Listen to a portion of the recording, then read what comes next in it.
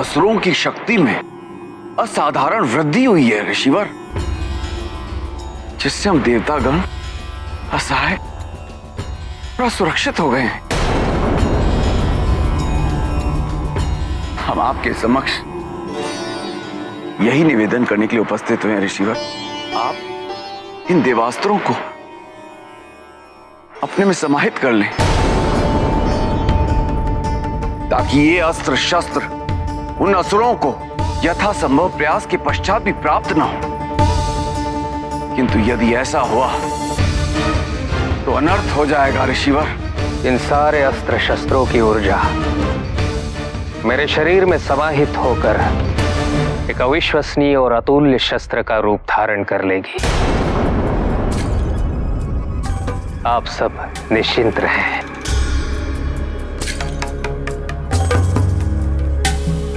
नमामि शमीशान निर्वाण रूपं विभुं व्यापकं ब्रह्म वेद स्वरूपम्।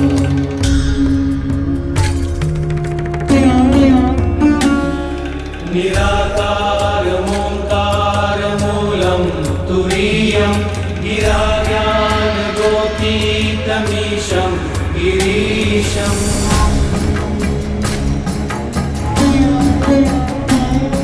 करालं महाकालकालं कृपालं गुणागार संसार पारं नतोऽहम्।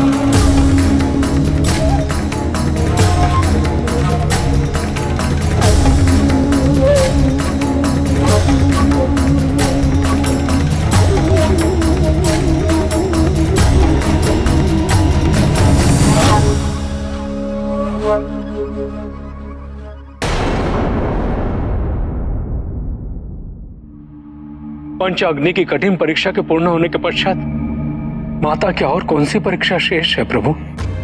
जल तत्व की साधना, यह अत्यंत महत्वपूर्ण है नंदी। जल द्वारा उन सब कृतियों को निष्प्रभाव किया जाता है जिससे सृष्टि को प्रभावित होती है। पार्वती की जल साधना पूरी होने के पश्चात उसका इन 5 तत्वों पर आधिपत्य हो जाएगा, जिससे सृष्टि की उत्पत्ति हुई।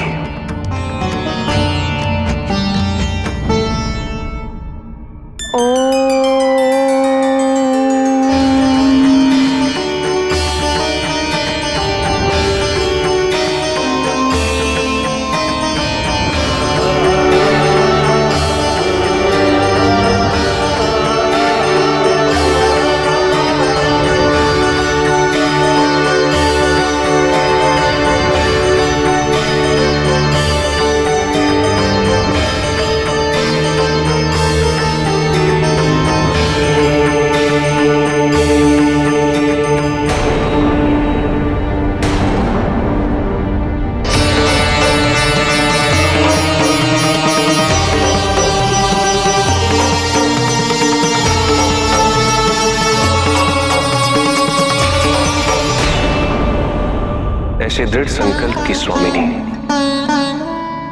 ऐसी समर्पित शिष्य का गुरु होना मेरा सौभाग्य है। तुम्हारी तपस्या शीघ्र ही पूर्ण होगी पार्वती।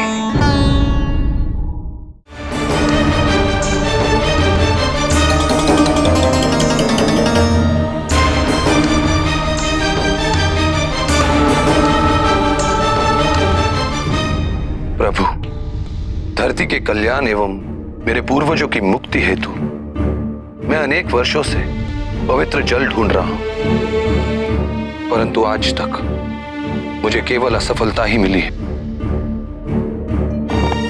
इसी कारणवश मैं आपके पास आया हूं महादेव।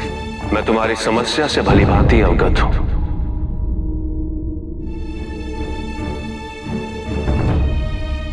केवल गंगा का ही जल है जो इस धरती को पापों से मुक्ति दिला सकता है, इस धरती का उद्धार कर सकता है, इस पृथ्वी को पुण्य भूमि बना सकता है।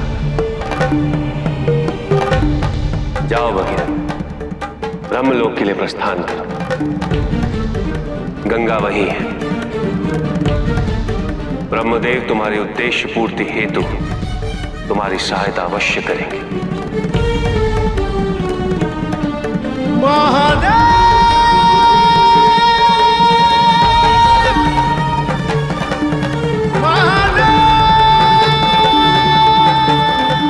हे देवी, मैं आपसे विनती करता हूं, केवल आप ही के द्वारा धरती का कल्याण हो सकता है। राजा भगीरथ, मैं आपकी किसी प्रकार की सहायता नहीं कर सकती। गंगा,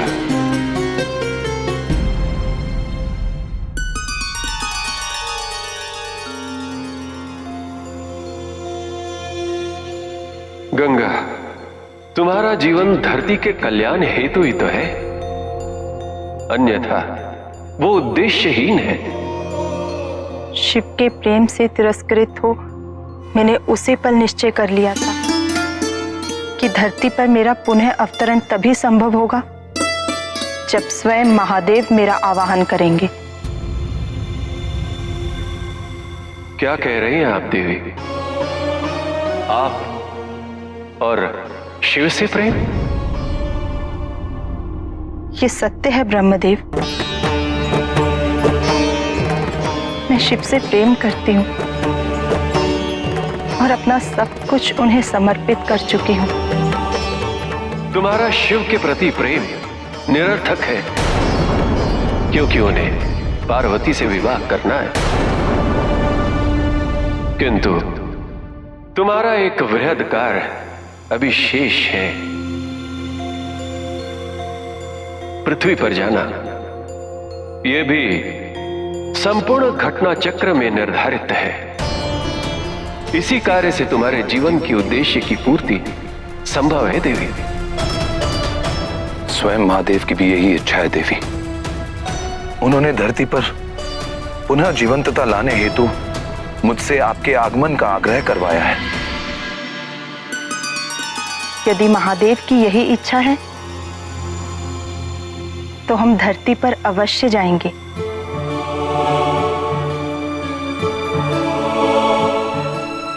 किंतु मेरे प्रचंड प्रवाह को संतुलित करके उसे धरती योग्य बनाने की क्षमता केवल महादेव में है, अन्यथा मेरे आवेग से धरती का विनाश निश्चित है।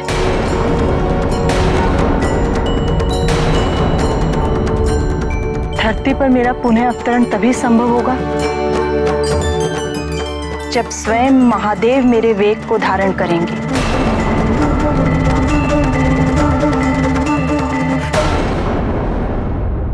प्रभु, आपके सुझाव अनुसार और हमारे आग्रह से गंगा को धरती पर आना तो स्वीकार है, पर उन्हें यह भय है कि उनका वेग नियंत्रण कैसे होगा। इस समस्या का समाधान भी आप ही दे सकते हैं महादेव।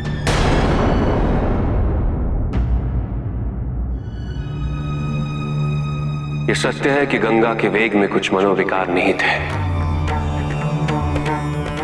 यदि उसके वेग को नियंत्रित नहीं किया गया तो संसार में समृद्धि होने के स्थान पर विनाश की ओर अग्रसर हो जाएगा।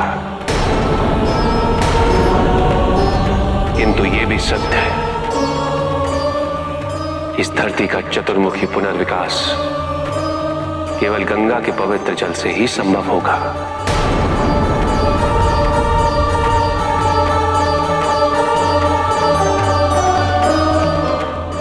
जाइए भगीरथ, गंगा से कहिए कि पृथ्वी पर उनके अवतरण हेतु उनके वेग को नियंत्रित करने के लिए मैं उन्हें अपनी जटाओं में धारण करूंगा।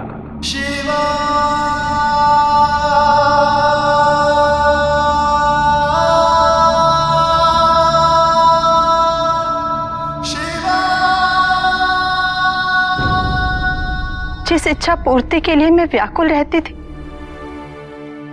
मेरी वो इच्छा पूर्ण होगी।